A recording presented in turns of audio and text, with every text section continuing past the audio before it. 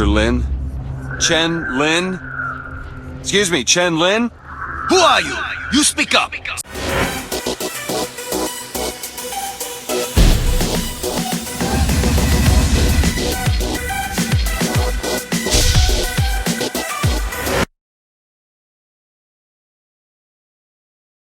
What's up, boys and girls? This is Lance Hoyt, and you are watching WGS-TV.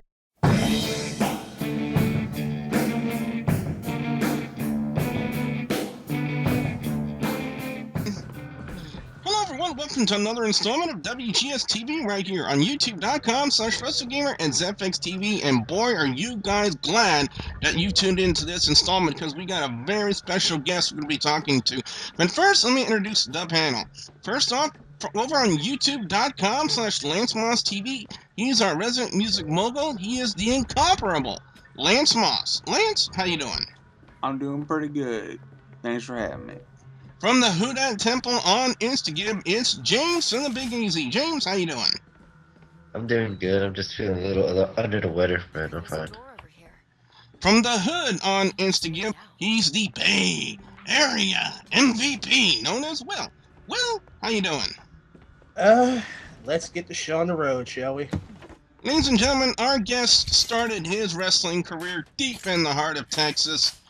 He is a TNA original, went to WWECW for a short period of time, and then became the American Psycho in traditional championship wrestling. Ladies and gentlemen, that is only one man who fits that billing. Ladies and gentlemen, our guest, Lance Hoyt. Mr. Hoyt, thank you very much for taking the time to join us. Not a problem, man. I appreciate you guys having me on.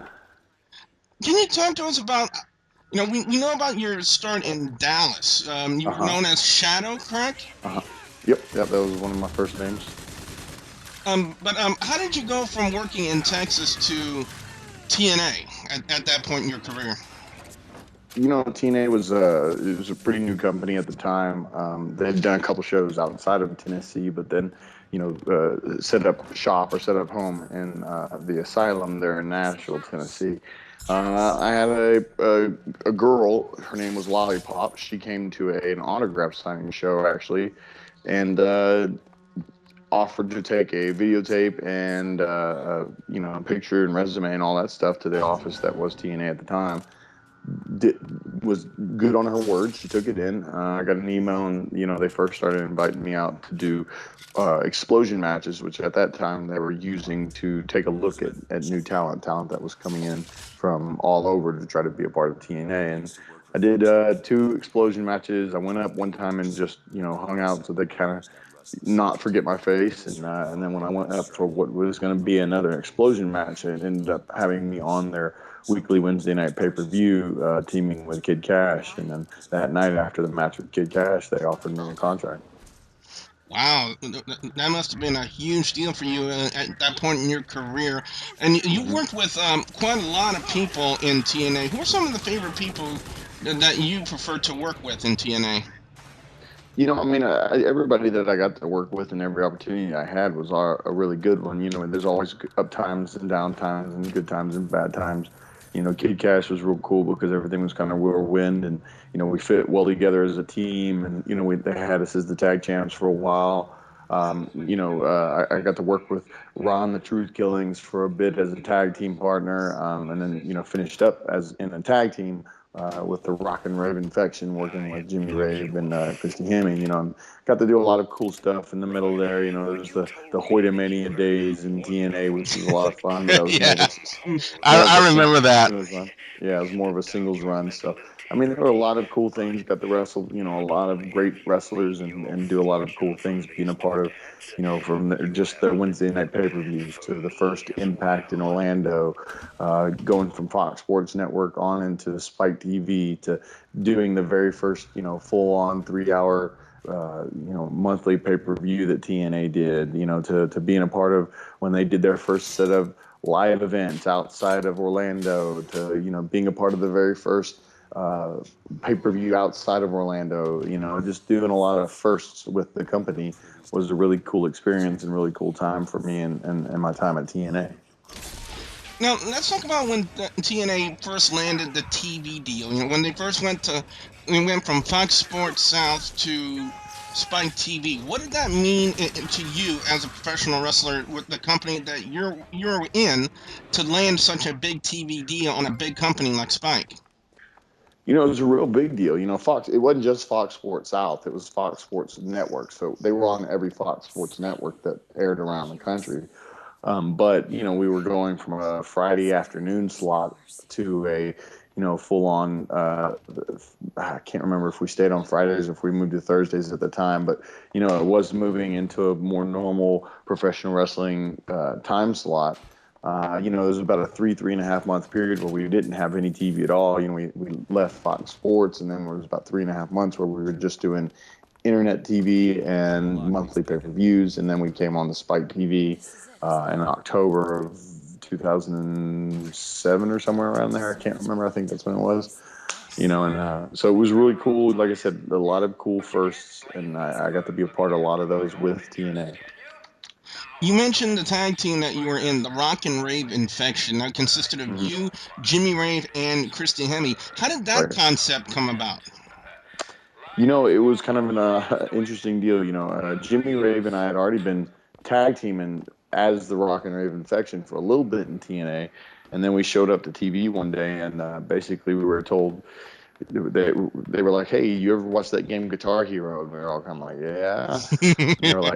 And they're like, "Well, guess what? You guys all believe that you're rock stars, but you only play Guitar Hero." And we're like, "Oh my God, you're gonna kill us!" But then, they allowed us a lot of freedom because we asked them, we're like, "Well, can we make this our own? Can we do what we want to do?" And they were like, "Oh yeah, have fun with it. Do what you want to do." And so I more or less donned kind of the Slash-esque, image with the top hat and the tattered jeans, and Jimmy went kind of the glam rock with the brightly colored tights and the headbands and the mesh shirt, and Christy Hemme was just rock hot, and Yeah. so it was a good combination. And I think even though we were a bad guy group, a heel group, we had a lot of fun with it, and the fans seemed to enjoy it too, because Jimmy never knew what city we were in. I always wanted some whiskey and a sandwich, and Christy, even though she can sing really good, always sang really bad on the show. So we had a lot of fun with it. And, we always felt that it had a lot more opportunity and legs underneath it than it was allowed to do. So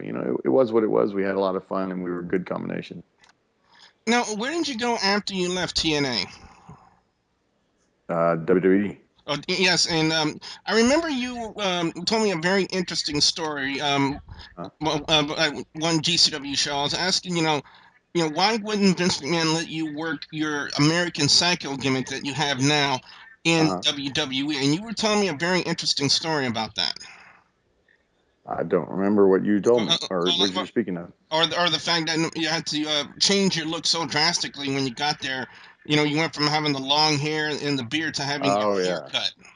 Yeah, it was one of those situations where the company truly tries to make characters their own. WWE, that's why everybody uses a different name now. Even guys that have lineage in their name aren't even using the name that you would think that they should or would be using. And I was kind of the same case. Vance Archer was a combination of a name that Dusty Rhodes liked, and Vance and Archer is my father's name, so that's how that name came about. And then I was kind of brought up, and there was one person specifically that brought me up to TV. I think he liked the image I had when I was in Florida, and that was the long hair and a braided goatee and the full-on biker jacket, kind of similar to what I'm doing now. And they decided that it was probably best to take my image and just restructure it. It was kind of funny. I was standing in the ring. It was about 5 minutes before doors open. It's Vince McMahon and Johnny Laurinaitis standing outside discussing me. I don't know what was being said. Who knows? They may have just been discussing what kind of sandwich they wanted to eat later. And, and then Johnny was like, "Hey kid, come here." I was like, "What's up, man?" He's like, "I'm cutting your hair." And I was like, "All right, if you're putting me on TV, I'm good with that." It was kind of good in some ways, and in some ways, it kind of threw me for a loop. Because it's one thing when you kind of wrapped your mind around being one element in one way, and you have an image that you're used to, and then all of a sudden it's just completely pulled away from you. chopped the hair off, shaved my face, took the jacket off, and things like that. And it's not that we can't adapt, because that's what we do as professional wrestlers. We're entertainers. But it was one of those things where it kind of changed my mindset drastically, and then in instant, And so it was definitely kind of hard to wrap my mind around where they wanted me to be. But at the same time, so many people didn't even recognize me because I looked so different than when I appeared on TNA TV. And I'd just been on TNA TV in March of 2009, and I was debuting on ECW in November of 2009. So it hadn't even been, a year, and I was already on a new product. So it was probably a good thing as far as image-wise was concerned.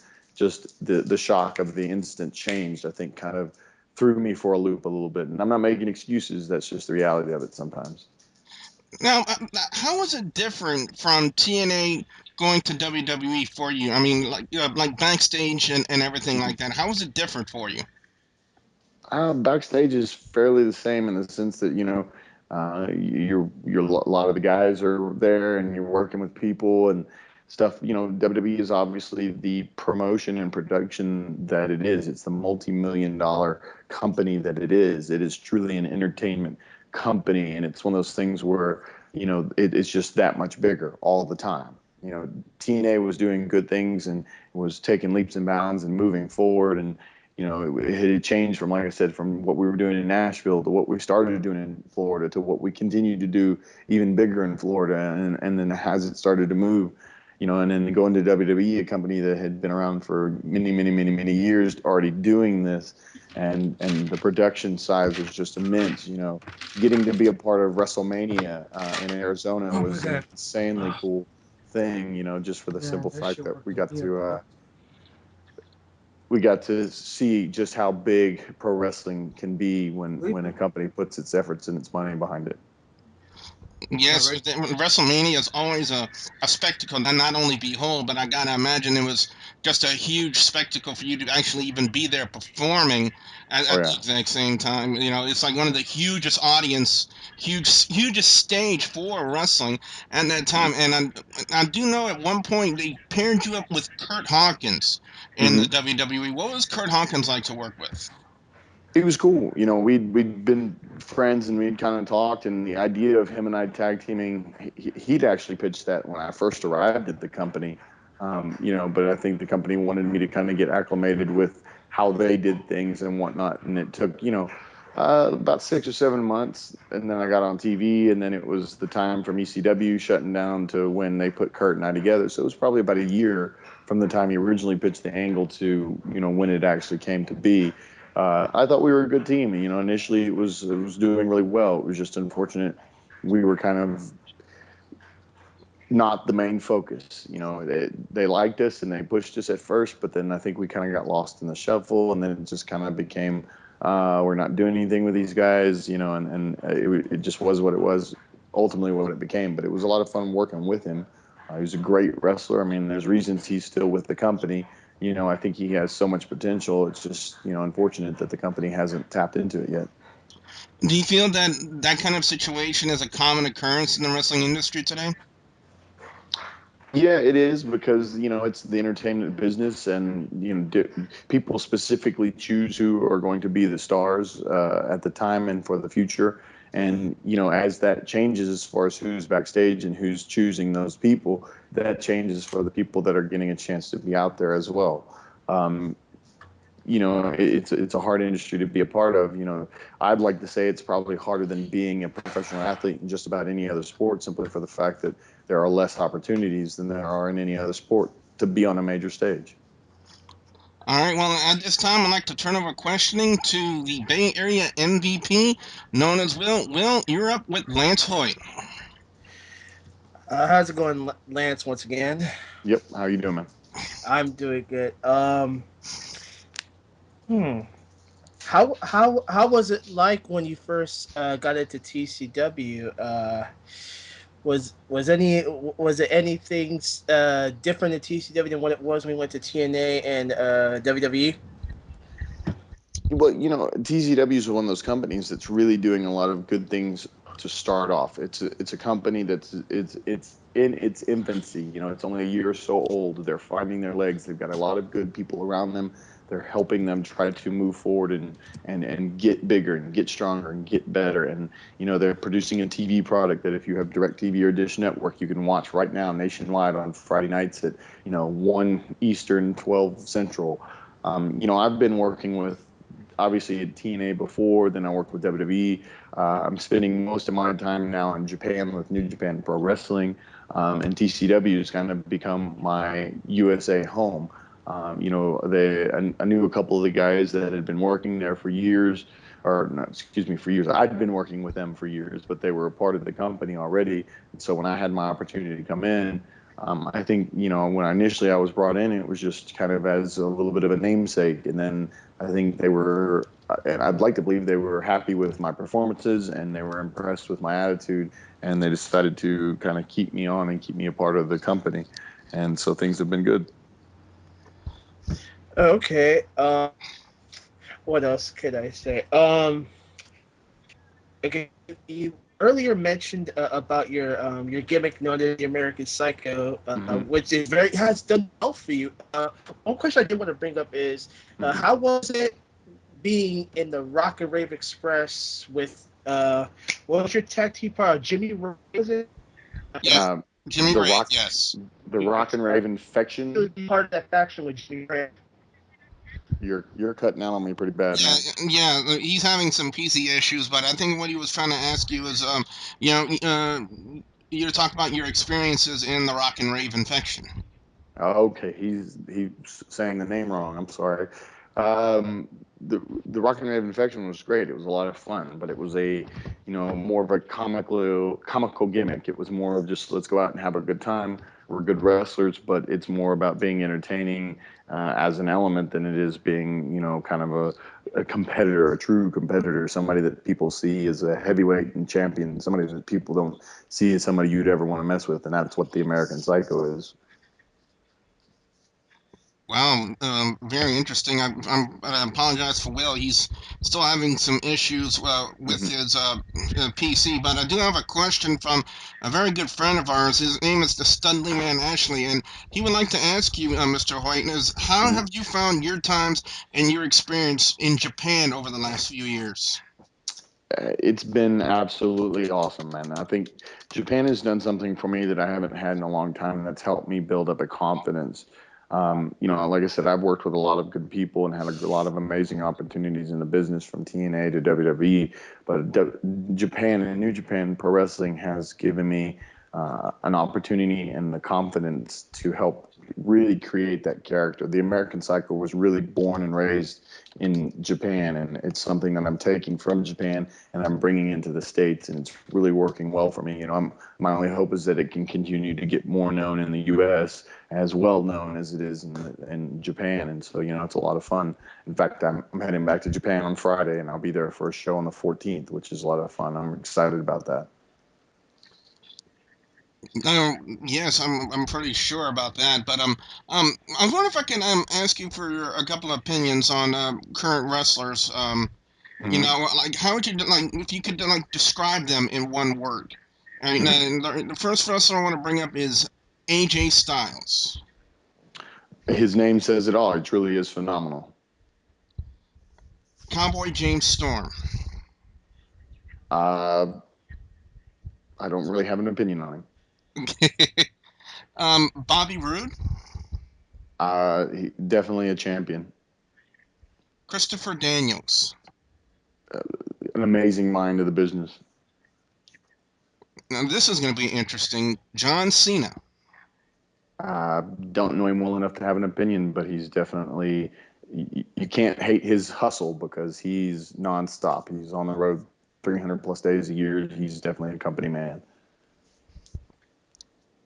When you were in TNA, did you ever have the opportunity to work with like one of the greats like Sting or Hulk Hogan when they were there? Hogan wasn't there when I was there. Was Sting there? Sting was there. I never actually got to wrestle with him, but I had a lot of good conversations with him. He gave me a lot of great advice. He was the reason I got into the business. So for me, it was a really cool experience just being around him. I can only imagine. It's just like a kid in a candy store, you walk up to such a great legend like Sting, aka Steve Borden, and just him to partake in that knowledge. That you must have been soaking that up like a sponge. Anything he had Absolutely. to say. Yep. Um, I want to go to Jameson Big Easy. He has a question for you. Okay. All right. There's a few questions. That first question is, what's like, how does it feel? What's the like? Explain like how does it feel to be wrestling in Japan, and what's like the difference between wrestling in Japan and in the States? Again, I love working in Japan. Like I said, it's rejuvenated my career. It's given me an opportunity to find a confidence that I haven't had, I think, my whole career. So I love being able to be over there and be a part of it.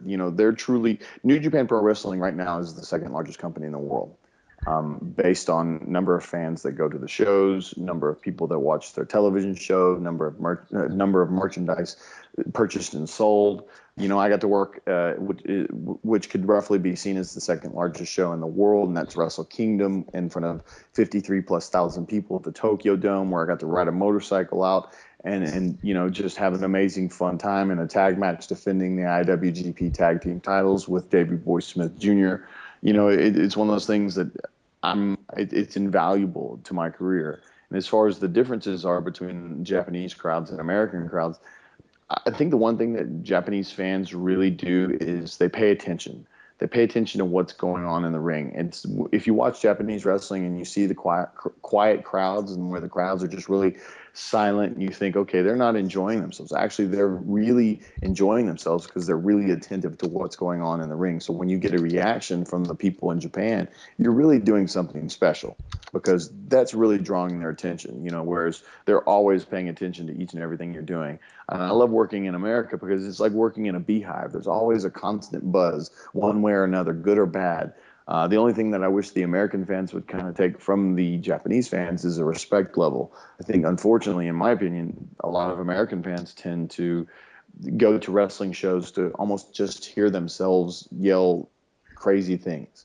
And sometimes they take away from what the wrestlers are doing, the risk that they're taking, the time and effort they're putting into being out there and in front of these people. And sometimes people don't appreciate that. And I wish that the American fans, when they go to these wrestling shows, that they would just appreciate that these guys are busting their butts and they're working really hard and they're trying to be entertaining for them. And without the fans, there is no business.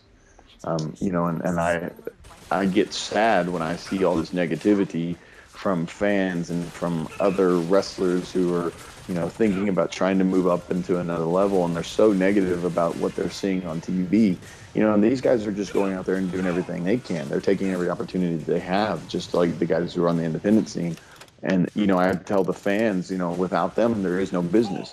So start finding something in the business you can enjoy and you can like and you can love and you can have fun with and you can laugh and you can cry and you can hate and you can cheer and you can boo.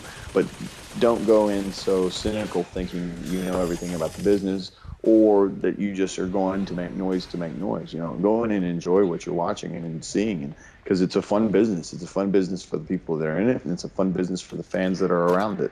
It's an awesome experience if people actually take the time to just have fun. Preaching to All the right. choir here. I'll tell you that right now. Yeah. Mhm. Another question is, who who is your dream opponent? Who would you want to fight right now? Right now, like I said, Sting was the reason I got into the business, and the fact that he's still wrestling, he would be my dream opponent just for the fact that, like I said, when I started watching wrestling, he was the guy that caught my attention. He was the person that I made sure that I turned on the TV every week so that I could see him wrestle and do what he did. And the fact, that I got to work with him in the company, but never got to wrestle him was kind of disheartening. But, it would be one of those things where if I had an opportunity to actually have a singles match, one-on-one with him, I'd take any kind of match. Don't get me wrong, but it would be a lot of fun to know that I could step in the ring with Sting, and before I retire, that could be one of my stories. Okay. All right, and finally, we have Lance Moss here who wants to ask you a very traditional question we have here for guests on WGS-TV. All right. Do you have any road stories you can share with us?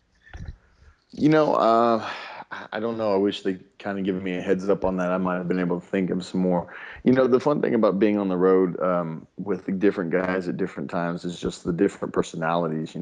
From guys who are just crazy and you never know what they're going to say or do, to the guys who are more subdued. And our focus is, okay, what gym can we find for the next day, and how are we going to improve ourselves. And Japan's probably had some more interesting times for me, just because it's kind of the culture to be a part of it, and go out and have a good time, and people are taking care of you, and you don't want to disappoint them, and you're not really on your own, so you're kind of in an element where you have to go and be a part of it. And I've had a lot of cool times out with old Davey Boy Smith Jr. We have some what we call sponsors in Japan, some guys that they're really big fans. They've purchased a lot of ring gear, and they like taking pictures with the title belts and things like that. And we've gone out several times with a couple guys, and it's just fun watching the reactions of the people, and these guys who take us out, and they make sure that we're taken care of, and watching Davey, just put him through the ringers, and me, messing with them and talking to them, and just those experiences. So, I don't have any just crazy straight up stories I could tell you, but they're all really cool experiences to get out there and be on the road and see the people and have fun and laugh and cry and yell and scream and get stuck in traffic and try to find some place to eat and be hungry, and the fans that are trying to bug you while you're trying to stick a piece of steak in your mouth, to the kids that just love the business regardless, and they have no clue who you are. They just know you're a wrestler and they love it. It's awesome. Wow, that is a great story right there in itself. I can only imagine that you have like so many stories that you can tell from your experiences over in Japan. If we only had more time, but friends and everyone, you can always check out the American Psycho Lance Hoyt on Traditional Championship Wrestling wherever you can catch it, on DirecTV, Dish Network, or on Cox Sports Television. You can also go to their website, which is tcwwrestling.com. Lance, what sets you apart from other wrestlers in TCW? I think I have an intensity that cannot be matched. It's something, I know right now I'm sounding pretty subdued because I'm sitting back, relaxing, watching my TV and talking to you guys. But when I step in that ring, when the American Psycho comes out, there's not one person in the business right now that I think can match my intensity, can match the psychotic nature that comes out with the American Psycho. When I step in the ring, it's business, and business is good for me, but it's not so good for anybody else that has to face me. The American Psycho, Lance Hoyt or Lance Arch or wherever you catch me at, it is no joke, and I'm ready to take the world by storm, and there's nobody that's going to stop me, whether it's in TCW or it's in Japan or anywhere else in the U.S. or around the world. Fans, take his word for it. I have seen his work up close and personal. When the American Psycho is in full swing, it's downright frightening. I'll tell you that you don't mess with the American Psycho when he's in full swing, because there ain't nobody that can stop him. Nope. So, Lance, once again, thank you very much for taking the time to join us tonight. Before we go, we have Lance Moss, the incomparable Lance Moss. Lance, what can fans expect to see when they come visit your channel on youtube.com/Lance Moss TV? A little bit of wrestling reviews, album reviews, NASCAR reviews, question and answer, cooking videos, and whatever else pops into my head. James is over on the Who Dat Temple on Instagram. James, what you got coming up? James apparently has silence coming up, so... Oh, I'm sorry. I just had to do something. So what do we do now? Yeah, what you have anything coming up on the Who Dat Temple? No, not much. It's just really just getting ready for football and just getting ready to watch more TCW.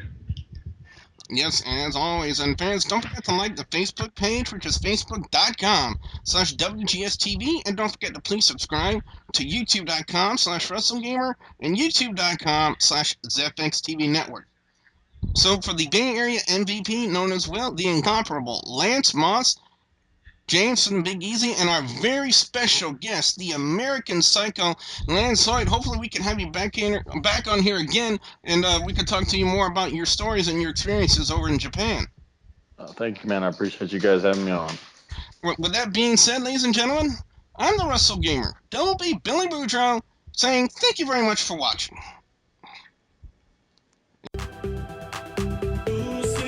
Stoke answers.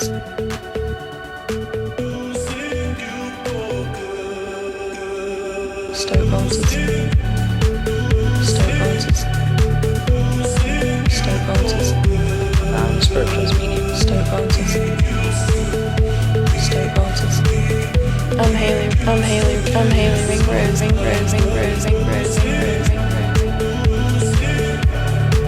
Stoke answers. My name's Andrew Weatherall. Spiritual speaking. Stoke answers.